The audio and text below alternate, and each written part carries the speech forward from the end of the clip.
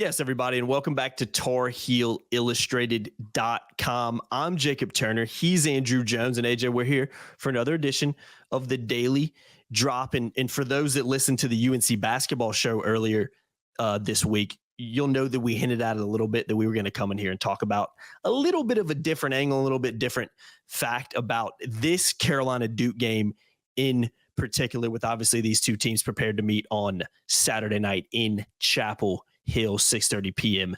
tip-off in the Smith Center. But AJ, some people might not know this or maybe haven't realized this, but this is actually the first time Carolina and Duke have both been ranked going into this matchup since March 15th, 2019. Funny enough, a game me and AJ covered, that was the ACC tournament loss to Duke in Charlotte. Also, another interesting stat, 49th time overall in this rivalry that both Duke and Carolina have been ranked in the top 10 when playing each other as well, which I just think illustrates how great, for lack of a better word, this rivalry really is. But we were talking a little bit off camera. It's almost hard to believe. I know Carolina's had some down years in the past. Duke had that 1 year a couple seasons ago where they really struggled.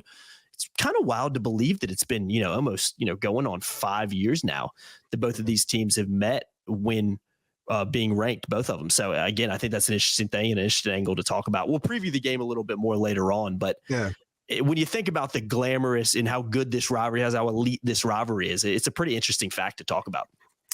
Yeah, put it in perspective, 49 times they both have been in the top 10. The next rivalry, the next series with the second most times that's happened is Carolina and State.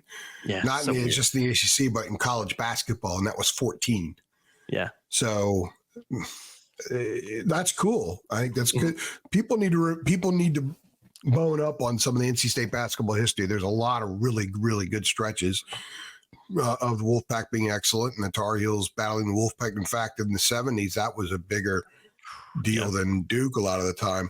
Yeah. So Roy Williams, he'll tell you, I mean, he hates the hell out of State, just hates Duke.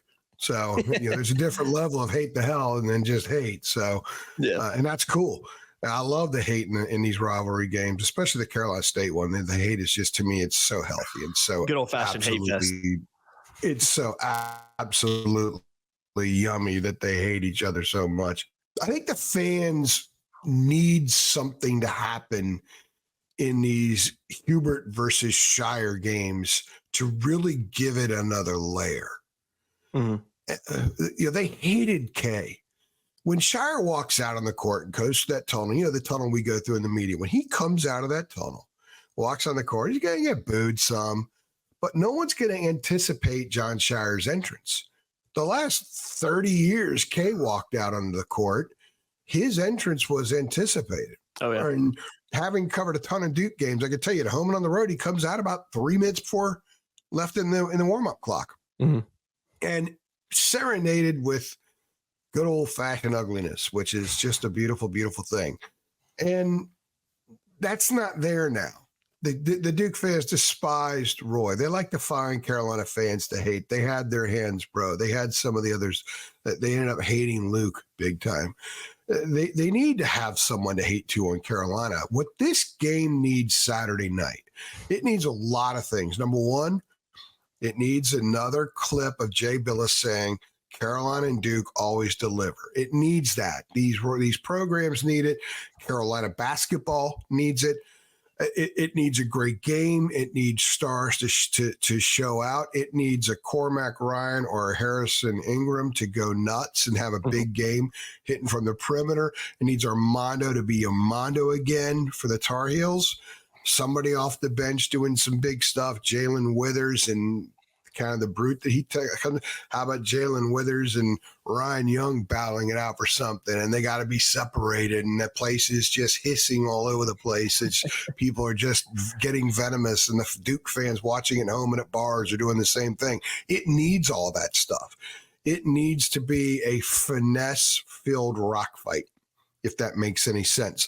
I've talked about the Tar Heels being brawling ballerinas. They need to be that. Mm-hmm. And then there needs to be something that occurs that just raises the bar. It needs to get a little bit of that gusto back. And this game, I think, shapes up to be something that can deliver that. And it's not just for this rivalry. It's not just for Carolina, since we are more Carolina-centric, obviously, but the ACC needs it. Mm-hmm. The ACC, John Rothstein's someone I respect a lot, and he's throwing out crap saying that the Mountain West Conference is better than the ACC. And he relax on that a little bit. But... Come on, give me a break. Hope he's exaggerating. The Mountain West has 5 NCAA tournament wins in the last 5 years. You know what they are? San Diego State's run to the title game. I was about to say, yeah, that's got to be. And look, I like the Mountain West. I love watching Colorado State and Wyoming and those teams play in New Mexico. New Mexico's got a great home environment. I love watching those games late at night. I think Utah State's got a nice team. I've seen them in the tournament before. I saw them in Columbus. It was when Carolina was there to play Iona and then Washington back in 2019, since we were just talking about that. But the ACC needs it. They need these two benchmark programs to just rise up and just let the world know that in the post-K and post-Roy era, we are still going to be who we've been. We are who we are, and we're going to be that moving forward. It needs that. It needs intensity from both Hubert and Shire. The league needs it. And then the league, of course, sidebar conversation, they need Louisville to be what Louisville should be in Syracuse, Virginia, Virginia, and all that stuff. Yeah. The league needs to do its thing. But if these two are really good, it's always good. It's always best for the league. It's like Ohio State and Michigan in the Big Ten. As long as the Ohio State and Michigan are doing their thing, people are still going to say the Big Ten's a good league, even though a lot of those teams stink. They're mediocre. The ACC's like that with Duke and Carolina. So I want to see a ton of drama. I want to see the kind of game where, some guy in Pocatello, Idaho talks to his buddy and says, man, did you see that Duke Carolina game? You see what happened in that game last night? That's what they need, because it's dropped off some nationally. It's still huge, but it's dropped off some nationally. That's what they need. And they could set up the second game in Durham in a few weeks, and who knows, maybe even a third one in Washington, D.C. at the ACC tournament. That's what I want to see. And I think that's what the people that are watching this video for the most part and listening would probably love to see it too, provided Carolina wins. I want to see it just in general because I want to see the drama. We need to have the Austin Rivers shot over Tyler Zeller. We need to have the Danny Green dunk posterizing Greg Paulus. We need to have those kinds of moments in this game. And if the Tar Heels end up winning because we cover the Tar Heels and the many wonderful people that patronize us and keep us employed, I'd be okay with that just for them. Journalistically speaking, it doesn't matter to me, but storylines do. Drama does. And I want to see a lot of that, Jacob. And I think this game has some mustard in it that's going to turn out that way. Yeah, I agree. You're looking at Duke. We'll kind of preview the matchup just for a second before we head out. 1-11 of their last 12, only loss in that stretch coming to Pittsburgh. And then on the flip side, I mean, Carolina fans watching this know how good Carolina's been this season. 9-1 in ACC play, heading into that Georgia Tech game and won 10 straight. So again, 10 of their last 11 games they have won. So you got two very hot teams coming into this game, kind of back to normal in a way with how the league's shaken out, where it's the two best teams in the conference in Duke and Carolina meeting in Chapel Hill. There's so many different aspects of this game, but I think, again, what makes this rivalry so unique is it's always a close game. It always seems to go down to the wire. I said it's always a close game. Not always, but 95% of the time it's a close game. 95% of the time it goes down to the wire and down to even the last possession so many times. We've seen in AJ as well. This is a game, for whatever reason, where it doesn't really matter where it's played at when both these teams are good. And it even seems like sometimes the road team plays a little bit looser than the home team does going into this game, because you're like, well, we're on the road. We'll play these guys later at home. We're playing with house money a little bit. Sure, we don't want to lose this game. We want to win it. But we're going into an environment where Carolina is expected to win from a Duke perspective because they're playing at home. Duke's going in there probably feeling a little bit looser than Carolina might be, especially with Carolina coming off a loss at Georgia Tech just a few days before it. So there's so many different interesting aspects about this rivalry, not only as a whole, but just this game specifically. But I mean, I can never really call this rivalry to begin with. Maybe some years when Carolina's been down a little bit, and there's been, again, some years in the past recently where Duke's been down a little bit, and you can feel a little bit more confident about who might win this one. But I'm expecting another, dare I say the word, instant classic on Saturday night. But when you look at these two teams this year, AJ, and what they are doing coming into this game, there's no reason to expect that this game doesn't go down to the wire, right? I mean, how could it not when you look at these two teams? Yeah, your point about the road, I think it's that I don't think it's so much that they're loose. I think what it is, I think they're loose, but too hype. And I don't think it's so much house money. You look at these rosters over time, these are exceptionally high-end players who yearn for stages like that. And most of them are pretty smart kids. A lot of them are either NBA talents or they're borderline NBA talents, and they get themselves geared up to play a Final Four caliber game in February and then in early March.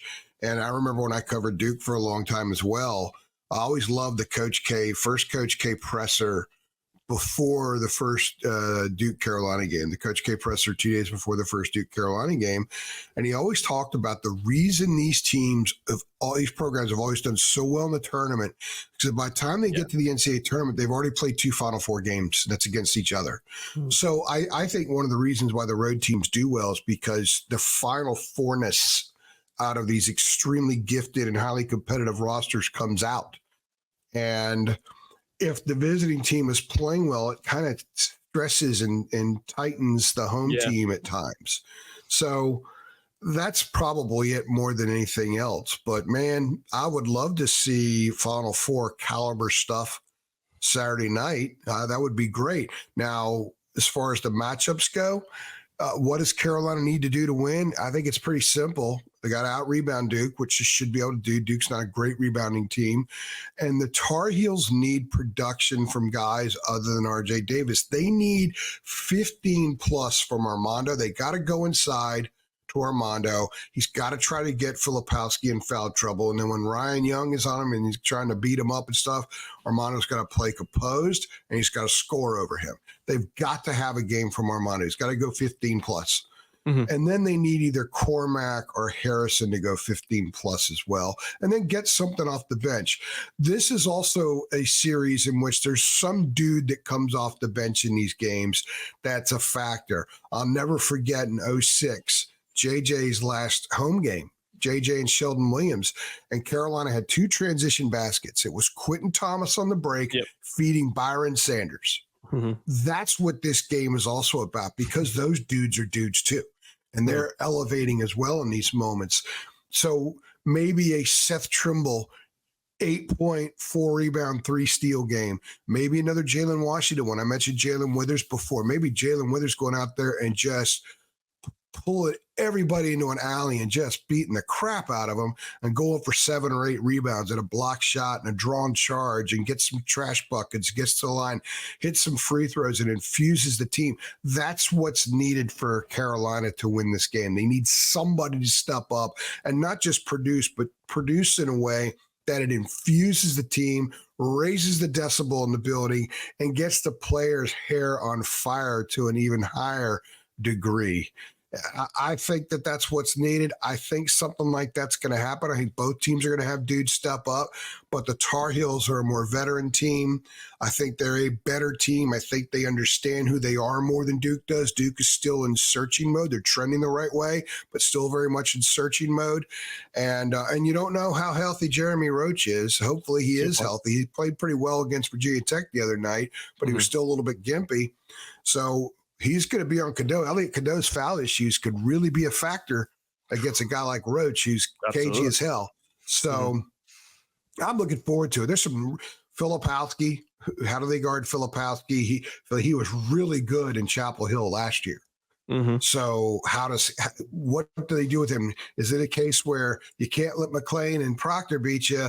Filipowski can get his 28, but that may not beat you, but you can't let those other guys go off. There's a lot of great storylines going into this one, and hopefully there's a lot of great storylines coming out of it in addition to the great matchups and great individual performances. Yeah, not to mention, both teams going into this matchup. Carolina obviously sitting in first right now, but Duke just right there behind them. Duke wins this game. That flips on its head a little bit. Still plenty of basketball left. I'm not going to sit here and say, well, if Duke beats Carolina on Saturday, then that kind of gives them wraps up the conference for them. Still a ton of basketball left to be played, but there is that added importance in there. Yeah, I mean, exactly. And Charlotte. Yeah, it's a good point because Tennessee is in the running for Charlotte as well. Mm-hmm. So right now, you would think Charlotte's one of the 8 opening weekend sites of the NCAA tournament. You got to figure that Duke, Carolina, and Tennessee are the 3 that are vying to open in Charlotte. And anybody that knows anything about North Carolina basketball history knows that the Tar Heels starting the tournament in the state of North Carolina is big time important. It's big, yeah. Big time important. You got most of their titles started with tournament runs in North Carolina. The one in 17 started in Greenville, South Carolina, because it was supposed to be North Carolina, but the NCAA moved it because of the bathroom law controversy back at that time. And it was in Greenville, South Carolina, and you would have thought it was in Greenville, North Carolina.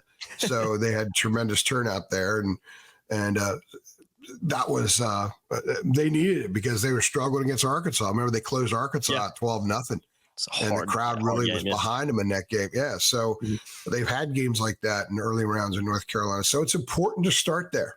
Absolutely. So this game, if you lose it, whoever loses this one, they can't, even if you catch them in the standings, they can't lose the next one because suddenly you got 2 losses, and who's going to get that spot in Charlotte? The team that has the 2 wins, if everything else is even, instead of the team with the 2 losses. So there's a lot of stuff on the line here in this game.